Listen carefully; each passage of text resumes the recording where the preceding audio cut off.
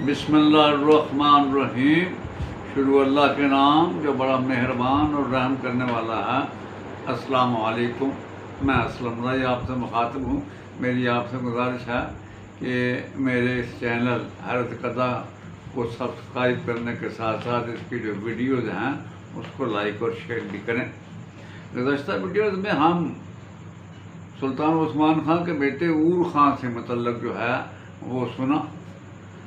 ऊर खां सन 1359 में जब फौत हुआ तो अपने फौत होने से पहले वो अपनी ममलकतों को ना सिर्फ ये कि फोर्स के मगरबी किनारों तक ले गया था, बल्कि उसने अपने घोड़ों को यूरोप की सरजमीनों में अपनी दुमें लहराते हुए भी देख लिया था। 1359 में ऊर खां की वफात के बाद उसका बेटा मुराद अव्वल जो है वो हुक्मरान हुआ। ऊर खां के दो बेटे थे। दूसरा बेटा बड़ा था जिसका नाम सुलेमान पाशा था। वो बल्कान की एक मुहिम में ऊर खां की ज़िंदगी ही में हलाक हो गया था। हुक्मरान बनने के बाद सन 1361 में मुराद अव्वल ने अपने काम की इब्तिदा की। अपने लश्कर के साथ वो हरकत में आया, यूरोप का रुख किया। चुनांचे दो अहम मकामात एंड्रियानोपल और फिलिप्पो जो है फिलिप्पो पर उसने फतह किए और उनको अपनी ममलकत में शामिल किया। उसके बाद उसने बल्कान और थ्रीस का रुख किया। इन दोनों इलाकों को मिलाकर जो है मौजूदा दौर में रोमेलिया कहते हैं। थ्रीस पर पहले ही तुर्कों का कब्जा था और मुराद अव्वल ने बल्कान का भी कुछ इलाका फतह करके इसे अपने सूबे की हैसियत से अपनी ममलकत में शामिल किया। दूसरा काम जो मुराद अव्वल ने किया वो ये कि रगूसा की एक जमहूरिया थी यूरोप में, वो बड़े डर और खौफ में मुब्तला थी कि अगर मुराद अव्वल ने उन पर हमला कर दिया तो हमारे पास कुछ नहीं रहेगा। लिहाजा उन्होंने मुराद अव्वल की अतात कबूल करने के साथ एक तजारती मुआहदा भी किया। जिस वक्त ये मुआहदा लिखा जा रहा था तो रगूसा वालों ने दस्तखत कर दिए, लेकिन जब मुराद अव्वल दस्तखत करने लगा तो उसके पास कलम नहीं था।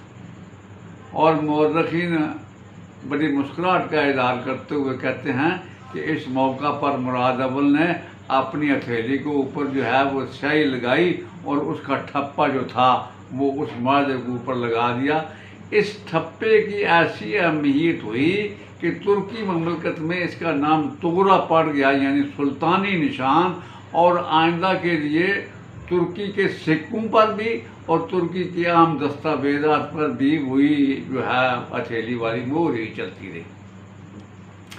अरगूसा से मुआहदा करने के बाद जो है सुल्तान मुराद अव्वल के दौर में मैटीज़ा की मुहिम सामने आती है। मैटीज़ा दरिया के नाम है। असल में यूरोप की कुछ कुव्वतें ये खामख्याली में मुब्तला थी कि तुर्कों ने यूनानियों को अपने आगे हाँक कर उनके इलाकों को फतह कर लिया है, वो हमारा मुकाबला नहीं कर सकेंगे। चुनांचे Serbia, Bosnia, Albania, Bulgaria, Wallachia, Poland और हंगरी वालों ने एक लश्कर तैयार किया, बहुत बड़ा लश्कर। और इस लश्कर के ज़रिए उन्होंने फैसला किया हम तुर्कों को यूरोप की सरजमीन से निकाल बार करेंगे। इस लश्कर ने मैटीज़ा का रुख किया।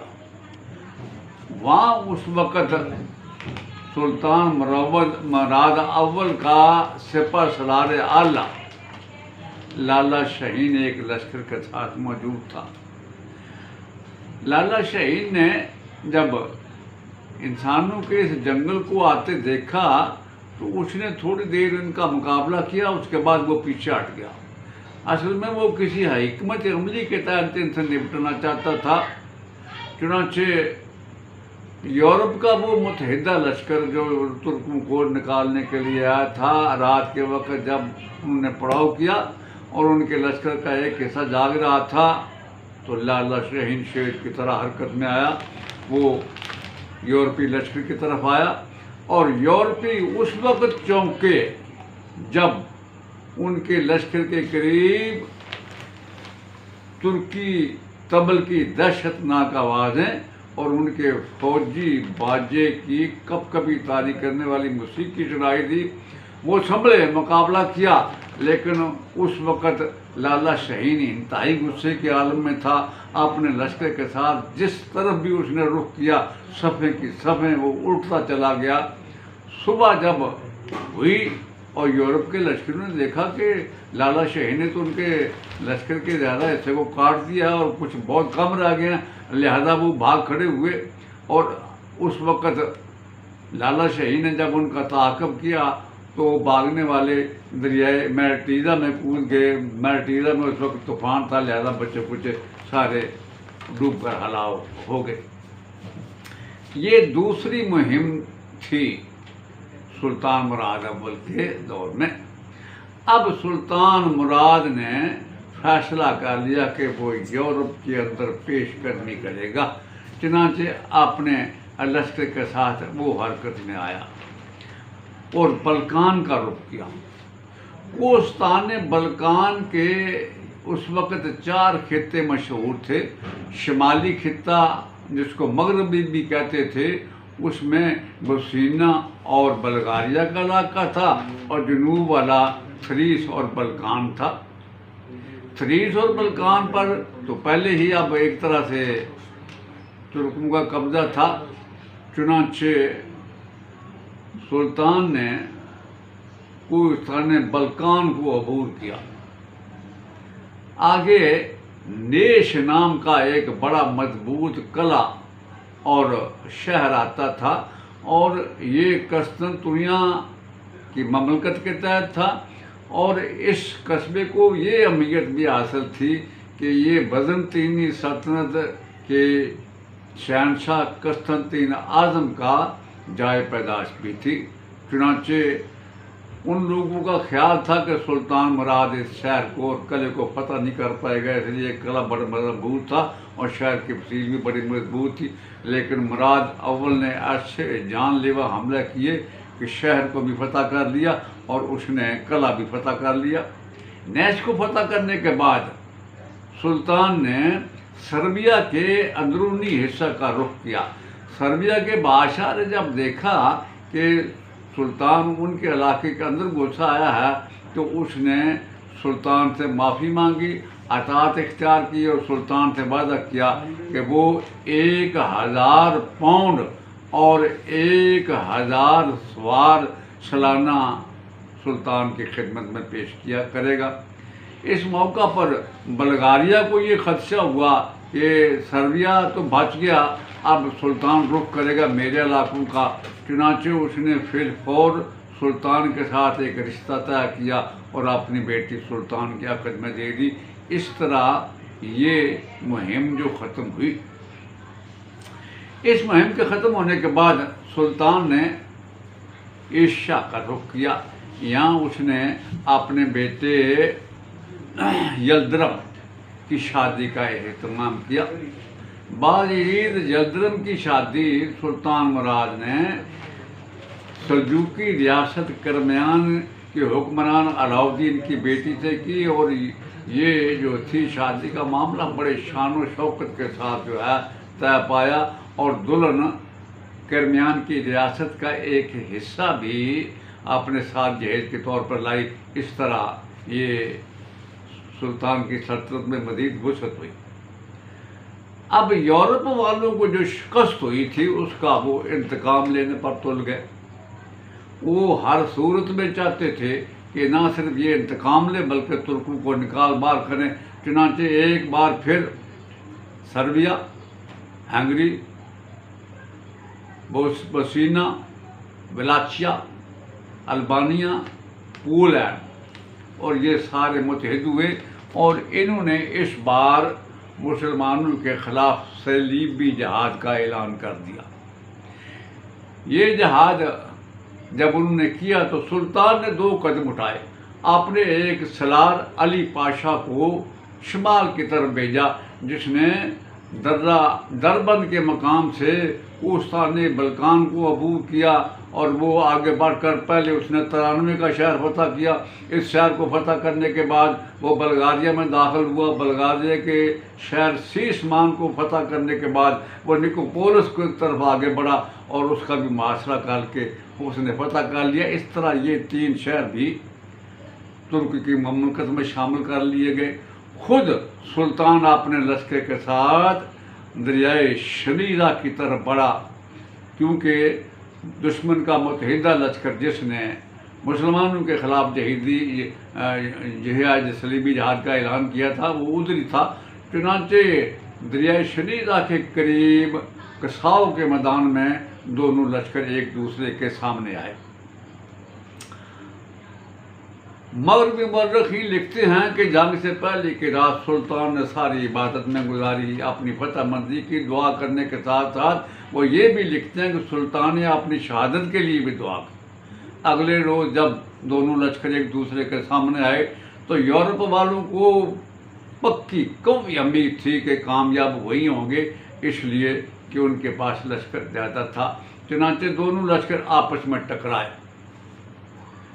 सुल्तान अपना लश्कर के बस्ती हिस्से में था। एक हिस्से की कमानदारी जो है उसका बेटा बाजी जल्द्रम कर रहा था, दूसरे हिस्से की कमान उसके दूसरे बेटे यकूब के हाथ में थी। खौफनाक जंग की इब्तदा हुई और जब जंग अपने रूज पर आई तो फिर यूरोप वालों को पता चला कि नहीं, सुल्तान मुराद से इस तरह फतह हासिल करना कोई आसान काम नहीं है।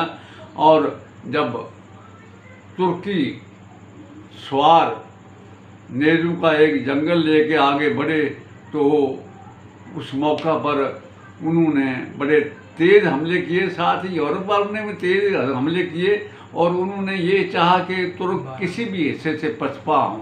इस मौका पर बाज़दीद ने कमाल का मुजाहरा किया। वो अपने भारी लोहे के नेज़े के साथ उसे चरख देता हुआ जो है वो दुश्मन की अगली सफों में गया और जिस सिमत वो रुख करता था आगे यूरोप वालों का खात्मा करता चला जाता था। उसकी इसी कारगुजारी की वजह से उसे यल्द्रम यानी सायका का खिताब मिला। इस तरह बाज़दीद की कोशिश से तुर्कों के हौसले बढ़े और उन्होंने ऐसा हमला किया कि यूरोप के उस जिहादी लश्कर को बदतरीन शिकस्त दी। और इस जंग में सर्बिया के बादशाह लाज़ार को भी गिरफ्तार कर लिया गया था। अगले रोज़ जब दुश्मन भाग गया तो एक सर्बिया का एक सिपाही मुसलमानों के लश्कर में आया और रिक्वेस्ट की कि वो बजाते खुद एक इंतहाई अहम इतला सुल्तान की खिदमत में पेश करना चाहता है। चुनांचे जब उसे सुल्तान की खिदमत में पेश किया गया तो उसने एकदम अपने लिबास के अंदर से खंजर निकाला और वो खंजर उसने सुल्तान की छाती में पेवस्त कर दिया और उसी वक्त सुल्तान के मुहाफिजों ने उसके टुकड़े कर दिए। लेकिन सुल्तान की हालत बिगड़ती चली गई। सुल्तान को खामे में मुंतकिल किया गया और फिर सुल्तान ने हुक्म दिया कि सर्बिया के बादशाह लाज़ार शाह को पेश किया जाए। लाज़ार शाह पेश हुआ, सुल्तान ने उसके कत्ल का हुक्म दिया। इस मौका के चंद ही सानियों बाद सुल्तान मुराद अव्वल भी फौत हो गया और जंग ही के दौरान सुल्तान मुराद के फौत होने के बाद लश्कर ने बाज़दीद यल्द्रम को अपना सुल्तान तस्लीम कर लिया। यहाँ सुल्तान मुराद के हालात जो है वो ख़त्म हुए। एक बार फिर मेरी आपसे गुजारिश है कि मेरी इस हद कदा नाम के जो है वो चैनल को सब्सक्राइब करने के साथ साथ लाइक और शेयर भी करें। अल्लाह पाक आपका हामी और नासर हो। अल्लाह हाफ़िज़, फ़ी अमान अल्लाह।